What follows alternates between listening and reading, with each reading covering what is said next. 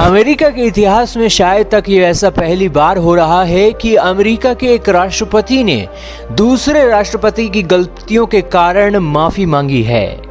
दोस्तों, अमेरिका के राष्ट्रपति जो बिडेन ने डोनाल्ड ट्रंप की गलतियों के कारण आज यूरोपियन यूनियन की कंट्रीज से माफी मांग ली है और ये माफी मांगना जो बिडेन के लिए बहुत महंगा पड़ गया है, क्योंकि इनके मीडिया में बवाल खड़ा हो गया है। अब ये बवाल क्यों खड़ा हो गया है? तो ये कह रहे हैं कि अमेरिकन्स का तुमने सिर झुका दिया है। क्या है सारे का सारा मामला, आइए जानते हैं। दोस्तों, अमेरिका के राष्ट्रपति जो बिडेन ने डोनाल्ड ट्रंप की गलतियों के कारण माफी मांगी। अब डोनाल्ड ट्रंप ने क्या गलतियां कर दी? डोनाल्ड ट्रंप ने जो पेरिस क्लाइमेट समिट है उससे अमेरिका को निकाल लिया था।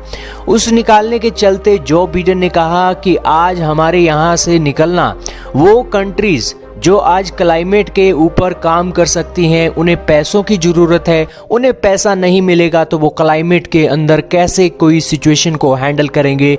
वो एक बहुत बड़ी गलती थी और मुझे ये माफ़ी मांगनी तो नहीं चाहिए, लेकिन मैं माफ़ी मांगता हूँ अपनी साथी कंट्रियों से कि हम जो निकले थे वो एक गलत डिसीजन था।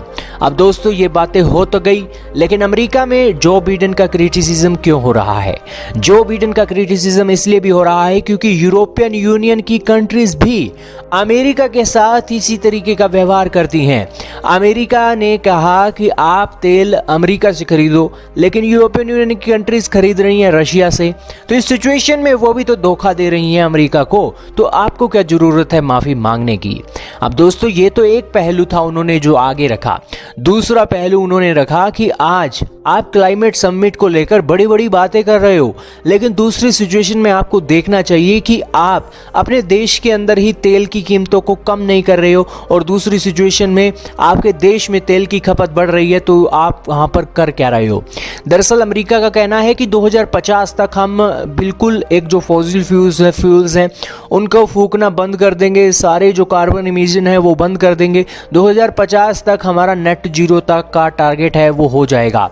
लेकिन दोस्तों, अमेरिका का मीडिया कह रहा है कि आज आपके देश में तेल निकलता है, कोई बात नहीं, लेकिन आप अपने तेल की जरूरतों को तो कम करो। चलो, जरूरतें कम करने में थोड़ा समय लगेगा, लेकिन अपने देश के अंदर तो आत्मनिर्भर बनो। आज अपने देश के अंदर जब तेल निकल रहा है और हम तेल खरीद रहे हैं दुनिया के दूसरे देशों से, आज अमेरिका के अंदर 21 मिलियन बैरल प्रतिदिन के हिसाब से कंजम्पशन चल रही है, लेकिन जो उनके देश में तेल की प्रोडक्शन हो रही है ना, 10 मिलियन बैरल से लेकर 11 मिलियन बैरल की हो रही है। और यहाँ पर बाकी का जो बचा हुआ तेल है अमेरिका इंपोर्ट कर रहा है ओपेक कंट्री से, सऊदी से।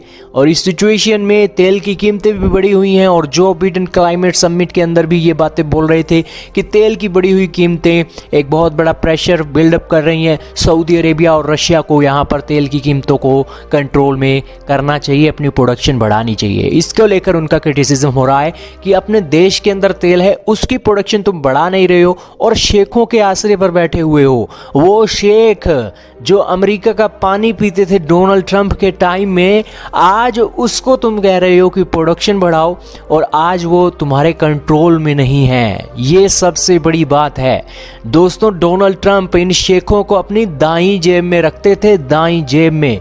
इन शेखों की क्या हिम्मत कि ये बिना अमेरिका के कोई पत्ता भी हिलाएं अपने देश के अंदर।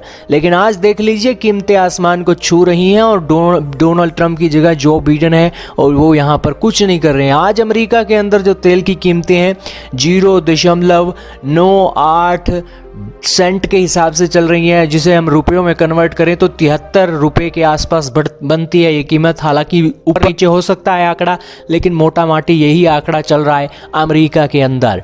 तो इस सिचुएशन में अमेरिका के अंदर विरोध हो रहा है जो बिडेन का, और जो बिडेन की पॉपुलैरिटी भी काफ़ी कम हो गई है। अमेरिका के इतिहास के अंदर सबसे ज़्यादा जिस प्रेसिडेंट की पॉपुलैरिटी घटी है वो जो बिडेन ही है। लेकिन यही जो बिडेन अभी इसी क्लाइमेट समिट के अंदर इनका लेवल ऑफ प्रेजेंस कितना था आप देख लीजिए तस्वीरों के अंदर, एक बार फिर से ये सो गए थे। अब आपका क्या मानना है स्लीपी जो बिडेन के बारे में कमेंट सेक्शन में जरूर बताएगा।